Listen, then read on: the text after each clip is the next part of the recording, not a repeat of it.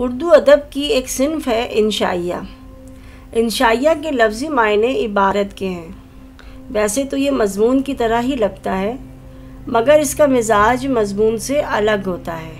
انشائیہ میں انشائیہ نگار کسی بھی چیز یا خیال کے بارے میں عام انداز سے الگ ہٹ کر اپنی رائے دیتا ہے اور کسی خاص نتیجے کے بغیر بات کو ختم کر دیتا ہے۔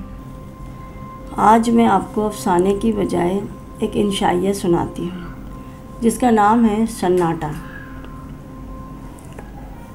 آپ نے کبھی محسوس کیا ہے کہ کبھی کبھار اچانک ہی آپ کے اندر کی دنیا میں ایک ہولناک سناٹا چھا جاتا ہے، ذرا دیر کو، چند لمحوں کے لیے ہی صحیح، اور وہ بھی اس وقت جب آپ تنہا ہوتے ہیں۔ لیکن ٹھہریے، تنہائی، اداسی اور سناٹے میں بڑا فرق ہوتا ہے۔ تنہائی میں انسان خود سے باتیں کر سکتا ہے، کچھ سوچ سکتا ہے، لکھ سکتا ہے، پڑھ سکتا ہے، بچھڑے ہوئوں کو یاد کر سکتا ہے، ماضی کے جنگلوں میں گھوم پھر کے درد کے کانٹے اور یادوں کے پھول جمع کر سکتا ہے، بے وجہ بے سبب دیر تک رو سکتا ہے۔ مگر صاحب، سناٹے میں کچھ نہیں کیا جاتا۔ ایک خالی پن، سونا پن حبس زدہ دوپہر کی مانند اندر گھس کر بیٹھ جاتا ہے۔ تب کچھ کرنا ممکن ہی نہیں رہتا۔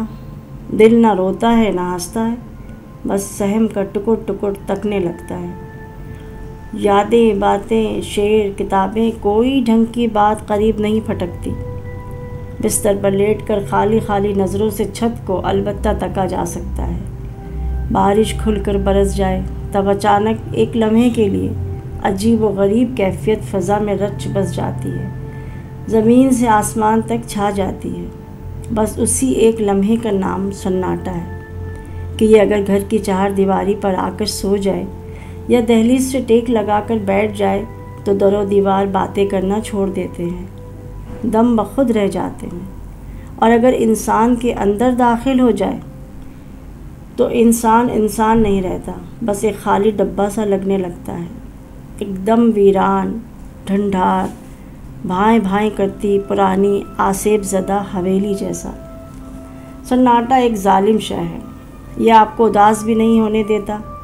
وائلن کی دل چیر دینے والی آواز، زرد پتے، ٹنڈ منڈ درخت، کوئل کی کوک، رات گئے ریل کی سیٹی کی آواز، سردیوں کی رات میں دور افتادہ پلیٹ فارم کی اکیلی بھیگی ہوئی بینچ، یہ تمام چیزیں دکھ اور ملال کے لاکھوں استعارے ہمیں فراہم کرتی۔ ان چیزوں سے ایک تنور سا ہمارے اندر تپ اٹھتا ہے جس میں نہ آگ ہوتی ہے نہ دھواں۔ ہاں، اس تپش میں، اس کی بھوبھل میں کئی کچے پکے جذبے، کئی ادھ گلی تخلیقات بھن جاتی ہیں، دم پر آ جاتی ہیں۔ مگر سناٹے میں یہ حسین کیفیت، یہ نرم گرم تپش نہیں ہوتی۔ چلتی چکی کو دیکھ کر کبیر داس رو پڑے تھے، چلتی ریل گاڑی کو دیکھ کر کسی کو رونا آتا ہے، مگر خالی پٹری کو دیکھ کر کوئی رو نہیں سکتا۔ ہاں، کچھ کھو دینے، کچھ لٹ جانے کا احساس ضرور ہوتا ہے۔ جناب، فراغت، تنہائی اور سناٹے کا آپس میں چولی دامن کا ساتھ ہے۔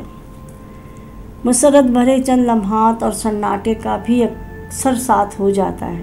اگر آپ ایک حساس شخص ہیں اور بدقسمتی سے شاعر یا ادیب بھی ہیں تو آپ نے محسوس کیا ہوگا کہ کسی تقریب میں خوب اونچے سروں میں گانا سننے، خوب قہقہے لگانے اور دوستوں کے ساتھ بے تکی ہانکنے کے بعد جب آپ گھر آتے ہیں تو دھم سے ایک بوجھ سا دل پر آ پڑتا ہے، ایک بے معنی سا، بے تکا سا احساس آپ کے اندر روں روں کرتی ہوا کی مانند سرسرانے لگتا ہے۔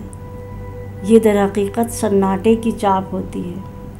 کبھی ایسا بھی ہوتا ہے کہ کوئی محبوب ترین ہستی اچانک کسی محفل میں مل جائے، دل خوشی سے سجدہ ریز ہو جاتا ہے کہ کب کی تمنا اور کب کی حسرت یوں اچانک پوری ہو گئی۔ آنکھیں دید کی اس برسات سے حواس باختہ ہوتی جاتی ہیں۔ ابھی جی بھر کے دیکھا بھی نہ تھا اور کچھ کہا نہ سنا کہ اچانک وہ ہستی اٹھی، کلائی پہ بندھی گھڑی پہ نگاہ ڈالی اور یکلخت سب کو خدا حافظ کہا اور یہ جا وہ جا۔ تب آپ کے پاس گھٹن زدہ اکیلا پن رہ جاتا ہے۔ سردیوں کی راتوں میں آخری ریل کے گزر جانے کے بعد خالی پٹریوں پر جو سناٹا آ کر بے نیازی سے براجمان ہو جاتا ہے، عین وہی کیفیت آپ کے اندر بھی در آتی ہے۔ دلہن رخصت ہو جائے تو خالی منڈپ بھی اسی ہولناک سناٹے کی زد میں آ جاتا ہے۔ سناٹا تنہا رہنے والے شخص کی زندگی کی طرح بے کیف اور اکتا دینے والا ہوتا ہے۔ سناٹا پہاڑوں کے درمیان گونجنے والی باز گشت کا درمیانی وقفہ ہے کہ اگر ایک لمحے کا بھی ہو تو گراں گزرتا ہے۔ سناٹا تخلیقی صلاحیتوں کا سکتے کا عالم ہے۔ کچھ لوگ سناٹے کو بیزاری اور جمود کا دوسرا نام کہتے ہیں، لیکن میرا خیال ہے کہ یہ نظریہ غلط ہے۔ بیزاری اور کاہلی ہماری خود ساختہ ہوتی ہے۔ بستر پر پڑے پڑے اینٹتے رہنے اور پڑھے ہوئے اخبار کو دوبارہ پڑھتے رہنے میں ہمارا اپنا ہی تو ہاتھ ہوتا ہے، اور جمود کو توڑا بھی تو جا سکتا ہے، مگر سناٹا تو ایک غیر اختیاری کیفیت ہے، بن بلائے مہمان کی طرح اچانک وارد ہو جاتا ہے۔ لیکن جناب اس کا مزاج بھی بڑا قلندرانہ ہوتا ہے۔ اس سے قبل کہ انسان چٹک کر ریزہ ریزہ ہو جائے، یہ چپکے سے چلا بھی جاتا ہے۔ یہ تو اس شناسا کی مانند ہے جو راہ چلتے اچانک رک کر حال چال پوچھ لے، جس سے کچھ کہنے کا جی نہیں چاہتا، انا اس کے سامنے دل چیر کر رکھ دینے کی اجازت نہیں دیتی۔ ہم رواداری میں ہوں ہاں کرتے رہتے ہیں، مگر یوں اچانک حال پوچھے جانے پر اپنے پرانے زخم ضرور یاد آ جاتے ہیں، اور ہم بے صبری سے اس کے جانے کا انتظار کرتے ہیں۔ سناٹے کے جاتے ہی اداسی وارد ہوتی ہے۔ اگر اس وقت آپ کے ارد گرد سناٹے کی راجدھانی ہے تو بالکل پریشان مت ہو، اداسی کا انتظار کیجیے، جو بچپن کی کھیلی سکھی کی طرح ہوتی ہے، جس کے کندھے پہ سر رکھ کر رونے کی ایک الگ ہی لذت ہے، اور جس سے دل کی ہر بات کہہ دینے کا اپنا ایک منفرد ذائقہ ہے۔